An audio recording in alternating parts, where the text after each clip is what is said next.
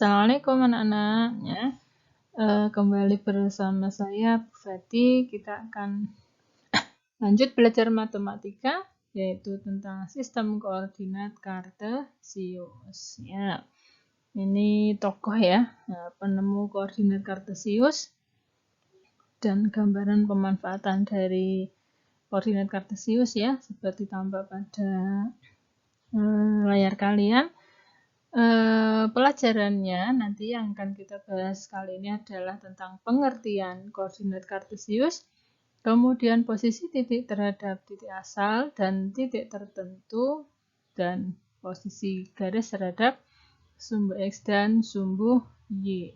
Nah, kita awali pertemuan kali ini dengan membaca Bismillahirrahmanirrahim.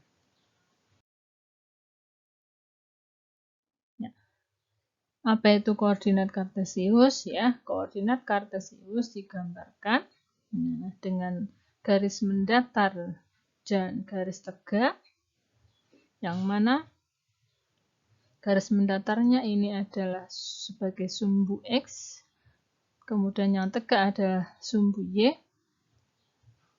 Sumbu X disebut juga sebagai absis dan sumbu Y disebut juga sebagai ordinat. Nah, bidang putih yang tampak ini disebut sebagai bidang koordinat. Nah, titik pertemuan antara sumbu X dan sumbu Y ini adalah titik asal atau 0,0. Kemudian daerah antara sumbu X dan sumbu Y ada koordinat kuadran 1, kemudian yang kuadran 2, kuadran 3, dan kuadran 4. Sebelah kanan titik asal pada absis yaitu bilangan asli, kemudian pada sebelah kiri titik asal yang pada absis adalah bilangan negatif ya, negatif 1, negatif 2, dan seterusnya. Sedang pada ordinat yang bagian atas adalah bilangan asli atau bilangan bulat positif ya. Dan bagian bawah titik asal adalah bilangan negatif. Sekarang kita pelajari bagaimana cara menentukan titik koordinat pada bidang kartesius ya. Ini adalah bidang kartesiusnya, semisal ada sebuah titik. Nah, titik ini punya koordinat berapa? Nah, perhatikan caranya ya. Nah, dari titik ini kita tarik garis ke sumbu X ya. Ternyata ada di titik 4 ya. Akan di angka 4 ya. Kemudian misalkan titiknya ini kita sebut titik P. Nah, maka P kurung buka ya, koma 4. Nah, kemudian dari titik P itu kita tarik ke sumbu Y. Nah, tepat di angka 5. Maka kita tuliskan sebagai titik koordinatnya P adalah 4,5. Di mana 4-nya itu adalah absisnya, kemudian 5-nya adalah ordinatnya. Jadi untuk menentukan koordinat, titik koordinat, yaitu absis, ordinat ya, atau X, Y. Nah, titik P ini punya jarak 4 satuan dari sumbu Y. Dan punya jarak 5 satuan dari sumbu X. Ya. Dan titik P terletak pada kuadran 1 ya.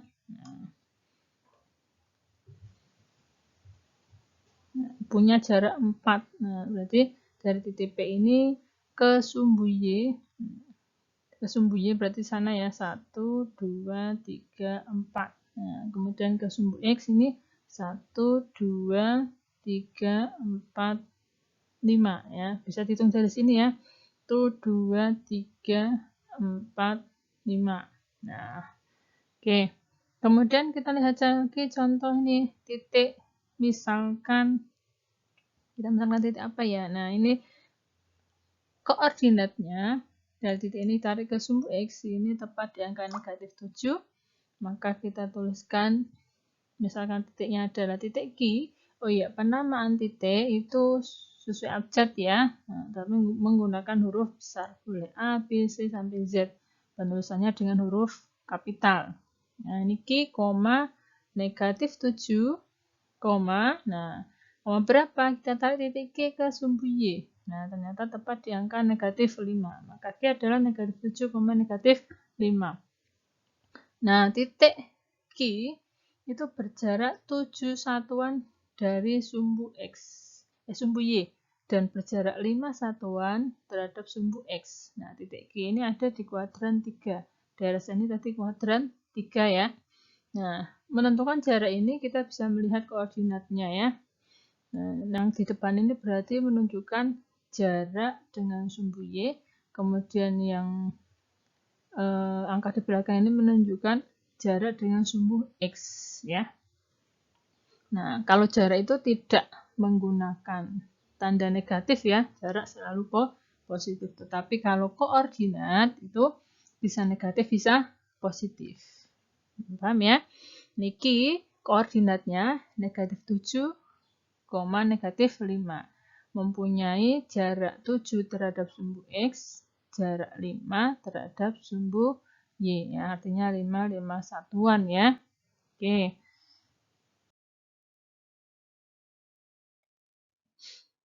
Nah, tentukan letak dan posisi titik-titik berikut terhadap sumbu X dan sumbu Y. Ini ada 4 titik. Nah, supaya mudah kita buat tabelnya ya. Ini titik A. Berapa koordinat titik A? Ya, titik A ini, nah, ke sumbu X itu 3, ke sumbu Y juga di angka 3. Maka A itu 3,3 koordinatnya ya. Jarak terhadap sumbu X itu 3, kemudian jarak terhadap sumbu Y 3, A letaknya ada di kuadran 1. Kemudian B, nah, koordinatnya adalah di sini. Ya, kalau kita tarik ke sini ini negatif 4. Kemudian kita tarik ke sana itu negatif 3. Ya, maka koordinat titik B adalah negatif 4,3. Jarak terhadap sumbu X berapa? Nah, X itu kita lihat pada Y-nya di sini ya. Nah, berarti kemudian jarak terhadap sumbu Y kita lihat pada X-nya. Maka jarak terhadap sumbu X adalah 3, kemudian jarak terhadap sumbu Y adalah 4. Nah, titik B ini ada di sini. Dia ada di kuadran 2. Ya. Sekarang kita lihat C. C, kita tarik ke sumbu X ini tepat di angka negatif 2. Kemudian tarik ke sumbu Y ada di angka 3. Maka C koordinatnya adalah negatif 2, negatif 3. Nah, jarak terhadap sumbu X kita lihat di sini. Berarti 3 satuan. Kemudian jarak terhadap sumbu Y kita lihat yang ini. Nah, berarti 2 satuan. Nah, letaknya ada di sini, berarti ada di kuadran 3. Kita lanjut titik D. Ya, kita tarik ke sumbu X itu tepat di angka 2. Kita tarik ke sumbu Y tepat di angka 6. Maka D negatif 6 ya. D itu 2, negatif 6. Jarak terhadap sumbu X-nya adalah 6. Jarak terhadap sumbu Y-nya adalah 2. Nah, ini terletak di kuadran 4. Oke. Gampang ya. Nah,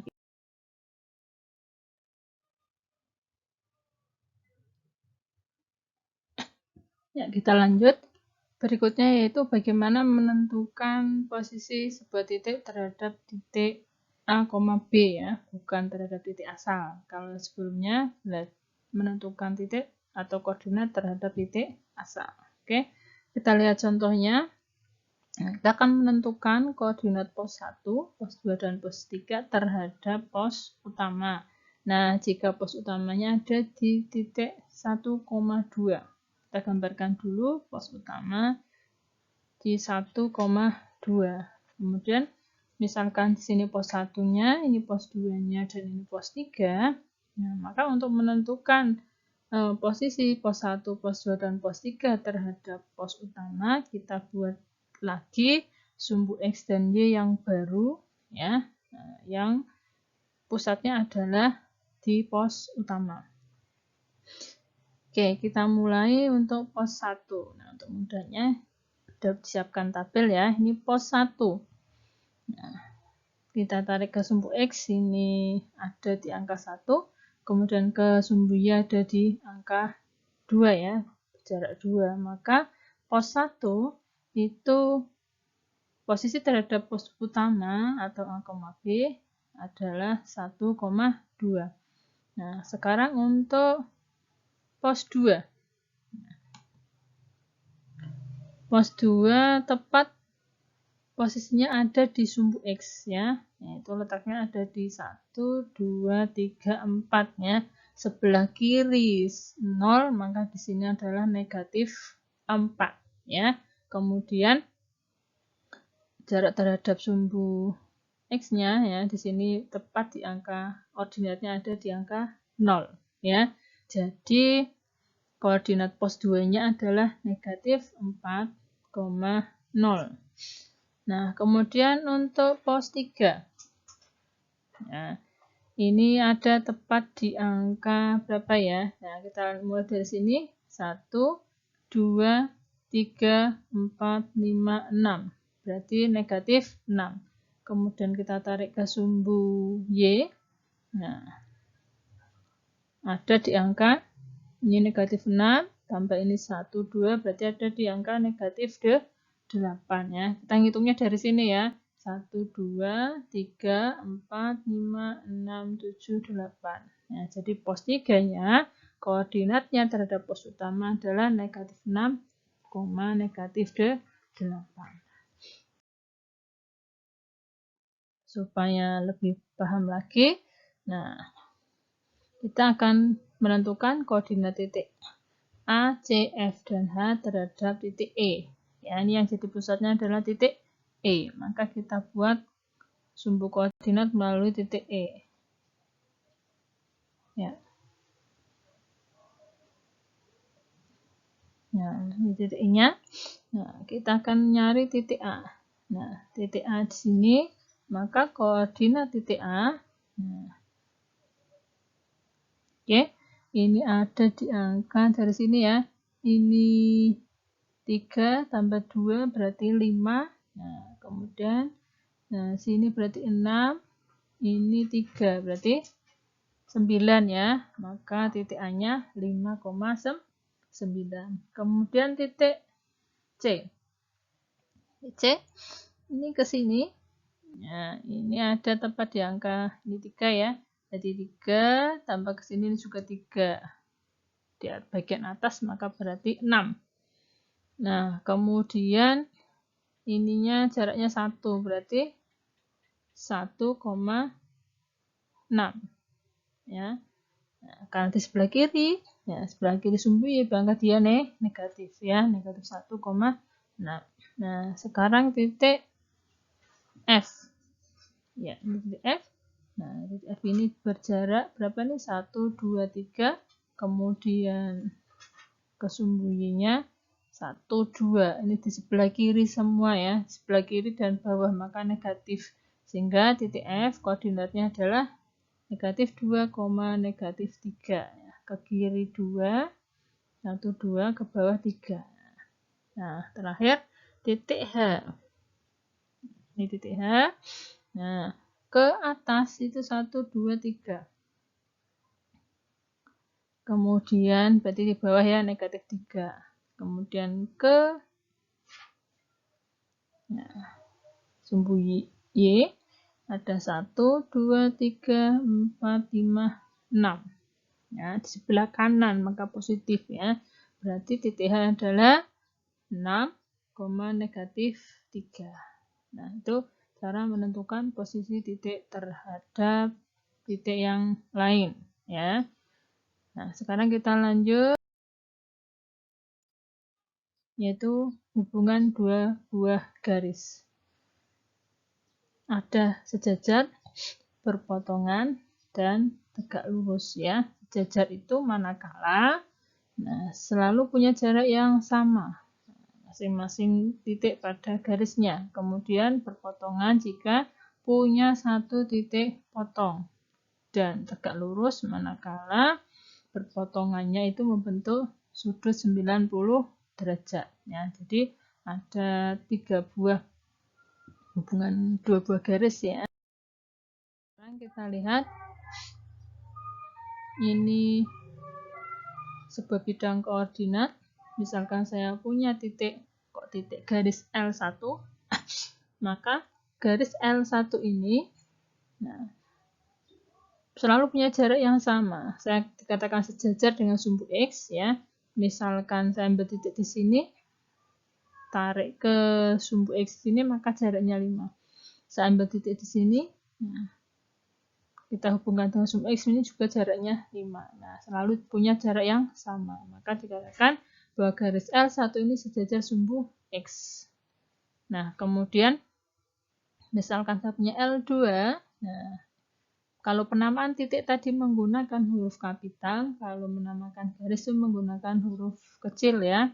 Nah, misalkan saya ambil titik di sini, maka jarak ke sumbu X ini adalah 3. Saya ambil titik X di sini, ambil titik pada garis L2 itu di sini, maka jaraknya ke sumbu X juga 3. Nah, maka dikatakan bahwa garis L2 ini sejajar dengan sumbu X. Nah, perhatikan garis L1 dan sumbu Y itu berpotongan pada sebuah titik ya.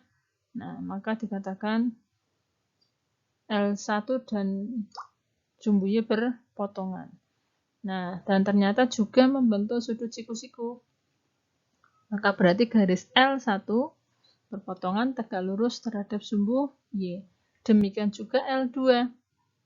Nah, berpotongan pada sebuah titik dan ternyata membentuk sudut siku-siku. Maka garis L2 juga tegak lurus terhadap sumbu Y. Nah, kita lihat bahwa garis L1 sejajar sumbu X dan garis L2 sejajar sumbu X ya. Maka garis L1 dan garis L2 itu saling sejajar ya. Ini jaraknya sama. Kita ambil titik di sini. Ini 5 tambah 3, 8 jaraknya. Kita ambil di sini. Nah, ini ke sini 5, ke sini 3. Nah, juga jaraknya 8. Jadi L1 dan L2 itu juga sejajar.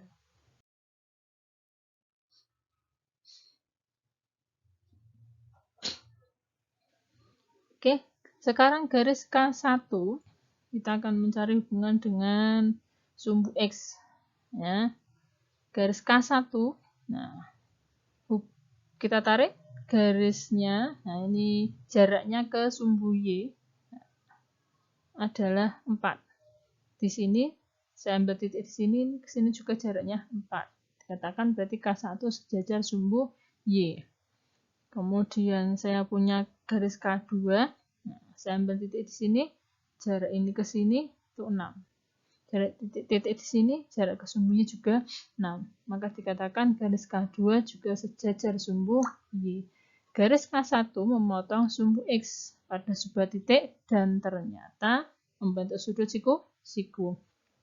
Maka garis K1 itu tegak lurus terhadap sumbu X ya. Nah, kemudian garis K2 juga berpotongan pada sebuah titik ya. Kemudian juga membentuk sudut siku. Maka dikatakan bahwa garis K2 juga tegak lurus terhadap sumbu X. Nah, sekarang garis K1 dan K2 itu juga saling sejajar ya, karena mempunyai jarak yang sama.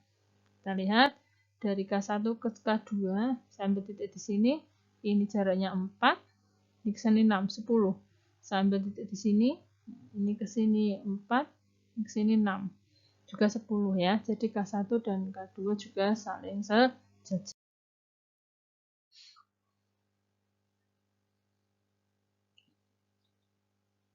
Nah, sekarang garisnya tidak garis tegak dan mendatar ya, ini garisnya miring. Nah, maka saya kasih nama ini garis M1. Nah, M1 dan sumbu Y itu berpotongan, nah, ketemu pada sebuah titik. Maka dikatakan bahwa M1 berpotongan dengan sumbu Y. Nah, dan garis M1 juga Oh ya, ini titik potongnya. Nah, tadi kan ketemu satu titik ya. Koordinat titik potongnya adalah X absisnya 0, koordinatnya 3, berarti 0,3. Dan garis M1 juga berpotongan dengan sumbu X. Ketemu pada sebuah titik. Nah, koordinat titik potongnya adalah 2,0. Absisnya 2, koordinatnya 0.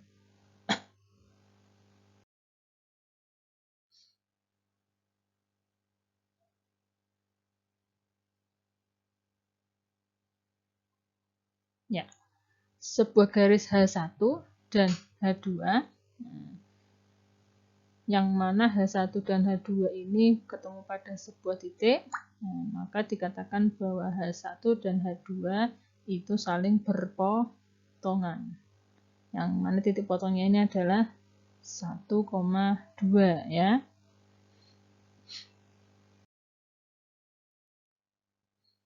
Nah, sekarang sebuah contoh soal, gambarlah garis K yang melalui titik negatif 3,2 dan negatif 3,4. Bagaimana hubungan kedua garis tersebut terhadap sumbu X dan sumbu Y? Ya, kita akan membuat garis sumbu yang melalui titik min 3,2. Kita tentukan dulu koordinatnya min 3,2 di sini dan min 3,4 di sini. Ya, garis K-nya melalui dua titik ini, maka kita tarik garis melalui ini. Ini adalah garis K, ya. Nah, kalau dilihat maka garis K ini sejajar dengan sumbu Y, ya, dan berpotongan dengan sumbu X secara tegak lurus. Nah, ya, dengan sumbu Y itu sejajar dan tegak lurus terhadap sumbu X. Contoh berikutnya, nah gambarlah garis T yang melalui titik 2,-3 dan tidak tegak lurus terhadap sumbu X dan tidak tegak lurus terhadap sumbu Y. Oke, kita buat titiknya, 2,-3. Kita akan buat garis yang melalui titik ini tidak tegak lurus terhadap sumbu X, berarti tidak sejajar sumbu Y ya, tidak tegak seperti ini, tidak tegak lurus terhadap sumbu Y, berarti tidak juga mendatar seperti ini. Tidak vertikal, tidak horizontal. Maka alternatifnya, nah misal ini, nah ini misalkan alternatif pertama, nah ini juga alternatif yang kedua, dan masih banyak yang lain. Nah, hanya syaratnya kan tidak tegak lurus terhadap sumbu X dan tidak tegak lurus terhadap sumbu Y.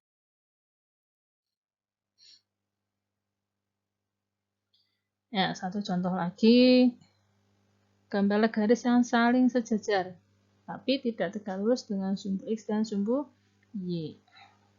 Oke, ini misalnya ini M1, ini M2. Saling sejajar berarti harus punya jarak yang sama ya. Dia tidak, garis M1 ini tidak sejajar sumbu X maupun sumbu Y. Demikian juga M2 ini tidak sejajar dengan sumbu X maupun sumbu Y. Memotong bahkan ya.